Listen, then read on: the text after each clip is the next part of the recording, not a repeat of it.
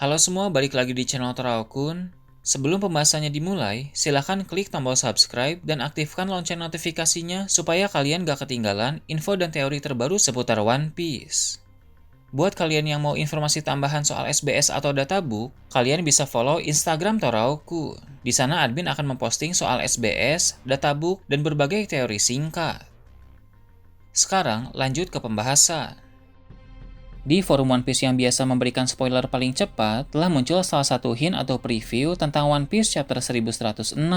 Di sini tertulis keadaan di Pulau Egghead semakin bergejolak. Lalu kalimat selanjutnya adalah nasib apa yang sedang menanti Luffy. Seperti yang kita tahu dari chapter lalu, Kizaru telah memotong jalur yang dilalui oleh roket Vacuum. Bahkan roket tersebut pun ikut terbelah, sehingga Bonnie, Kuma, Atlas, dan Franky yang ada di dalam telah terlempar ke udara. Keadaan pun menjadi semakin berbahaya karena beberapa pasifista menargetkan mereka berempat untuk ditembak dengan laser. Dalam chapter terbaru nanti akan diperlihatkan tembakan-tembakan laser dari para pasifista itu menciptakan ledakan di udara. Vegapunk yang menyaksikan hal tersebut menjadi sangat panik karena dia mengira bahwa Bonnie dan yang lain tewas dalam ledakan. Namun ternyata Sanji telah bergerak dengan sangat cepat sehingga dia berhasil memindahkan tubuh mereka dari udara. Bonnie dan yang lain pun berhasil selamat berkat pertolongan dari Sanji. Sanji telah berhasil menggunakan kecepatan yang lebih hebat dibanding sebelum-sebelumnya. Kizaru pun memuji kecepatan Sanji. Setelah itu, Kizaru langsung bergerak dengan melancarkan tendangan kepada Sanji. Sanji sempat terpental, tapi dia kembali mendekati Kizaru dan mulai bertaruh. Di sana, Kizaru akan berkata bahwa walau kecepatan Sanji sangat hebat, tapi Sanji belum punya pengalaman yang cukup, sehingga masih belum bisa menggunakan kecepatan tersebut dengan lebih optimal. Perkataan itu menjadi pertanda bahwa dari pertarungan Kizaru melawan Sanji, Sanji akan mendapatkan pengalaman yang berharga dalam menghadapi orang yang sangat cepat, sehingga nanti Sanji bisa lebih baik lagi dalam menggunakan kecepatan yang dia miliki. Sementara itu di Labo Pes, Jinbei telah tiba di lokasi pertarungan antara Zoro melawan Rob Lucy. Seperti yang kita tahu dari chapter sebelumnya, Jinbei memang sedang menuju ke tempat itu untuk menuntun Zoro ke pintu belakang supaya Zoro tidak tersesat. Namun dalam chapter ini, Jinbei akan melihat bahwa Rob Lucy sudah tumbang. Zoro telah berhasil mengalahkan sang agen CP0 itu. Tapi Jinbei akan terkejut karena Zoro sudah tidak berada di sana. Yang ada di sana hanya Rob Lucy yang sedang dalam keadaan terbaring. Hal itu menandakan bahwa Zoro sudah pergi dan sekarang sedang tersesat. Zoro dalam perjalanannya pun akan melihat jalur roket vakum yang bisa membawanya menuju ke bagian bawah. Zoro merasakan ada aura yang sangat mengerikan di bagian bawah sehingga dia pun meluncur di jalur roket vakum tersebut. Jinbei melihat Zoro telah melompat ke jalur itu sehingga mau tidak mau Jinbei pun ikut meluncur juga. Kemudian akan diperlihatkan Gorosei Saturn sedang mendekati Vegapunk. Di sana mereka berbicara singkat mengenai abad kekosongan. Saturn akan berkata bahwa Vegapunk memang pantas untuk mati karena berani menyelidiki tentang kebenaran pada abad itu.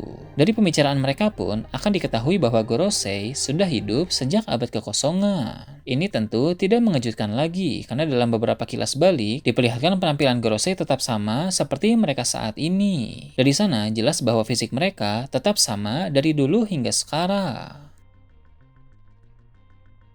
Dalam percakapan antara Vegapunk dan Saturn pun, sang ilmuwan jenius itu akan berkata bahwa kebenaran pasti terungkap. Entah sekeras apapun, pemerintah dunia mencoba menutupinya. Bahkan Vegapunk menduga waktu di mana kebenaran itu terungkap telah semakin dekat. Vegapunk juga menyinggung mengenai para penyandang inisial D yang pasti akan menunaikan tugas dan peran mereka pada saat yang tepat nanti. Saat mendengar dimulai disinggung, Saturn marah dan hendak melancarkan serangan untuk menghabisi Vegapunk. Namun tiba-tiba pandangan Saturn teralihkan karena ada sesuatu yang jatuh dari udara. Di udara ada Zoro dan Jinbei yang sedang terjun bebas. Sebab seperti yang Adin bahas tadi, mereka berdua melompat untuk meluncur melalui jalur roket vakum. Bagian tengah jalur itu sebelumnya telah dipotong oleh Kizaru, sehingga Zoro dan Jinbei pun terjatuh saat melewati bagian yang putus itu. Mereka berdua pun segera menggunakan teknik masing-masing untuk bisa mendarat dengan selamat. Tempat di mana Zoro dan Jinbei mendarat dekat dengan Gorosei Saturn. Di sana Zoro berkata bahwa ternyata aura mengerikan yang dia rasakan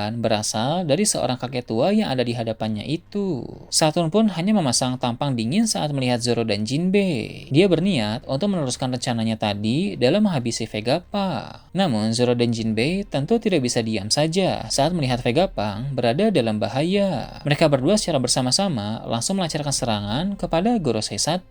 Serangan kombinasi dari Zoro dan Jinbei cukup kuat, sehingga membuat Saturn terluka dan terhempas ke belakang. Namun, lagi-lagi, luka yang dia terima bukan masalah. Sang Gorosei itu dengan cepat memulihkan diri dengan kekuatan regenerasinya. Di Pulau Egghead, Saturn telah berkali-kali terkena serangan, tapi berkali-kali juga dia beregenerasi. Kekuatan tersebut benar-benar merepotkan dan membingungkan para musuh. Setelah pulih secara instan, Saturn pun bersiap untuk melancarkan serangan balasan kepada mereka berdua. Zoro dan Jinbei benar-benar bersiap dengan sangat serius untuk menghadapi Saturn, karena mereka sama-sama bisa merasakan bahwa kekuatan yang dimiliki oleh Sang Gorosei itu berada dalam tingkatan yang luar biasa. Sementara itu, akan ada laporan yang masuk bahwa Buster Call belum bisa dilakukan, sebab kapal-kapal angkatan laut yang mengepung Pulau Egghead mendadak mendapatkan serangan. Hal tersebut memang wajar, karena dalam chapter lalu kita tahu ada pihak misterius yang sedang menuju ke pulau masa depan itu. Kedatangan dari pihak tersebut mengacaukan rencana Saturn. Kemudian, tempat di mana Luffy berada akan ditampilkan. Seperti yang telah diketahui, Luffy berada di dekat mesin pembuat makanan, dan dia sedang dalam keadaan kekenyangan. Dalam chapter terbaru ini, Luffy akan mencerna makanan itu, sehingga dia bisa bergerak dengan bebas kembali. Luffy pun akan mengeluarkan Haoshoku Haki untuk menumbangkan para marinir yang mengapungnya. Luffy juga akan berkata bahwa dia tidak akan melupakan kebaikan dari seseorang yang telah menolongnya. Sebab, mengapa Luffy bisa berada di dekat mesin pembuat makanan itu karena ada seseorang yang membawanya ke sana. Orang itu adalah Karibo. Jadi Luffy sudah berhutang 2 kali kepada Karibo, yaitu saat di Perang Wano dan juga saat di Pulau Egghead ini.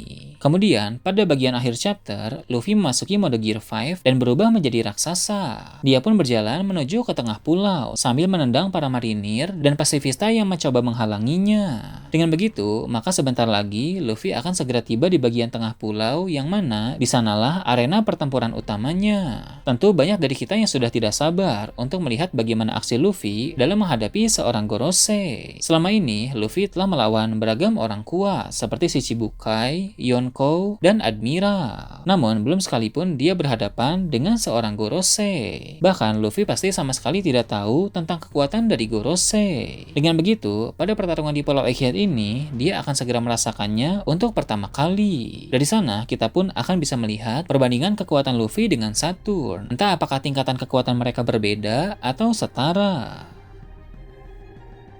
Nah, itu tadi berbagai hal menarik pada chapter 1106. Gimana menurut kalian? Silahkan tulis di kolom komentar di bawah. Oke, segitu aja untuk pembahasan kali ini. Jangan lupa like, share, dan subscribe untuk video menarik selanjutnya. Gue Toraukun, Shambles.